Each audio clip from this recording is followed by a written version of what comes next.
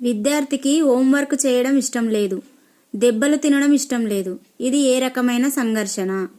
Option 3 పరిహార సంఘర్షణ. అత్త మీది కోపాన్ని దుత్త మీద చూపడం ఏ రక్షక తంత్రం? ఆప్షన్ 4 విస్థాపనం. నెక్స్ట్ వన్, రోజు పాఠశాలకు ఆలస్యంగా వచ్చే విద్యార్థి సమస్యను అధ్యయనం చేయడానికి సరైన పద్ధతి. ఆప్షన్ 1 వ్యక్తి అధ్యయన పద్ధతి. నెక్స్ట్ వన్, వ్యక్తి వివిధ దశలలో సాధించవలసిన వికాస ప్రక్రియలను వివరించిన వారు. ఆప్షన్ 2 అవిగ్ అరెస్ట్. నెక్స్ట్, నిర్మాణాత్మకవాదం ప్రధానంగా దృష్టి సారించే అంశం. ఆప్షన్ 2 పిల్లలు ఎలా నేర్చుకుంటారు అనేది. నెక్స్ట్ వన్, కార్యసాధక నిబంధనను ఆర్ టైప్ సిద్ధాంతం అని ఎందుకు అంటారంటే ఆప్షన్ 3 ప్రతిస్పందన చూపితేనే పునర్బలనం లభిస్తుంది. సచిన్ లాంటి క్రీడాకారులుగా మీరు తయారు కావాలి అని వీడియో